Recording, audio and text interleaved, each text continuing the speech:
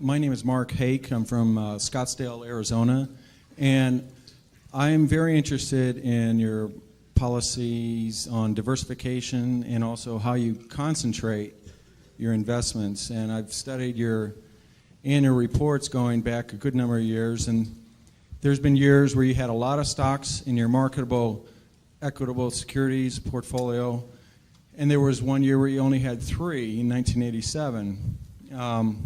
So I have 2 questions. Given the number of stocks that you have in the portfolio now, what does that imply about your view of the market in terms of, is it fairly valued, that kind of idea? And second of all, it seems that whenever you take a new investment, you never take less than about 5% and never more than about 10% of the total portfolio with that new position.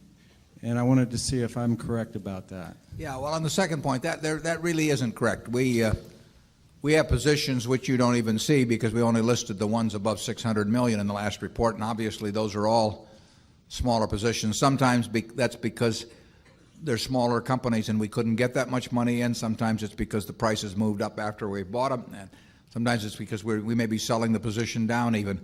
But so there's nothing magic. We like to put a lot of money in things that we feel strongly about, and that gets back to the diversification question. We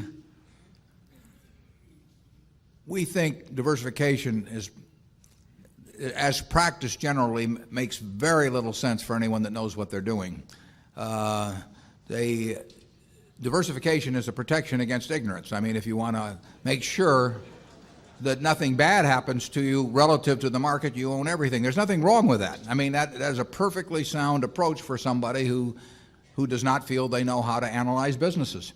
If you know how to analyze businesses and value businesses, it's crazy to own 50 stocks or 40 stocks or 30 stocks probably, because there aren't that many wonderful businesses that are understandable to a single human being in all likelihood, and to have some super wonderful business and then put money in number 30 or 35 on your list of attractiveness and forego putting more money into number 1 just strikes Charlie and me as madness.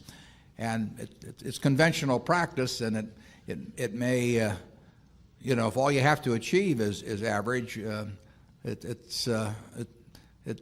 may preserve your job, but it's a confession in our view that you don't really understand the businesses that you own.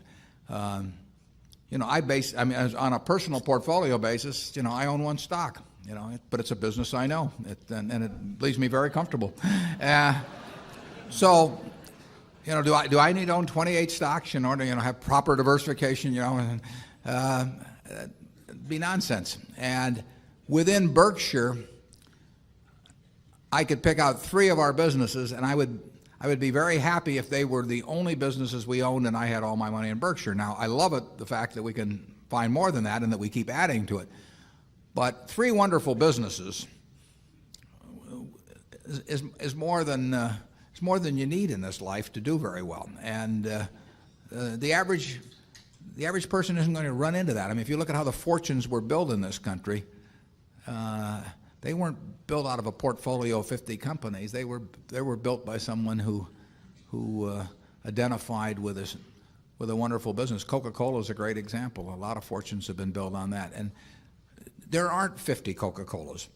There aren't 20. If there were, it'd be fine. We could all go out and diversify like crazy among that group and get results that would be equal to owning the really wonderful one. But you're not going to find it.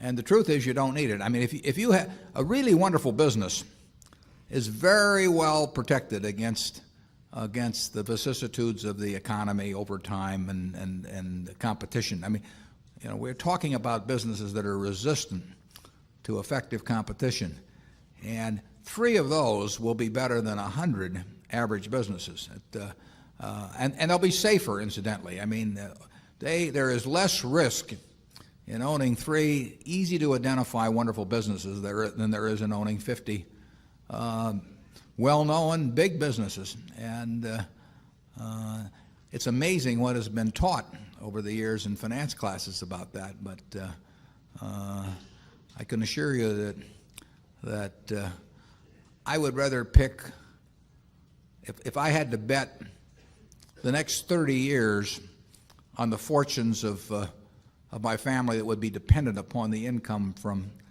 a given group of businesses, I would rather pick 3 businesses from those we own than own a diversified group of 50. Charlie? Yeah, what he's saying is that much of what is taught in modern corporate finance courses is twaddle.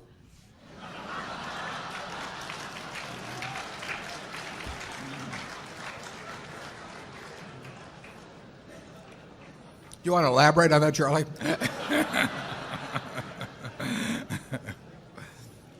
You cannot believe this stuff. I mean, it's modern portfolio theory, and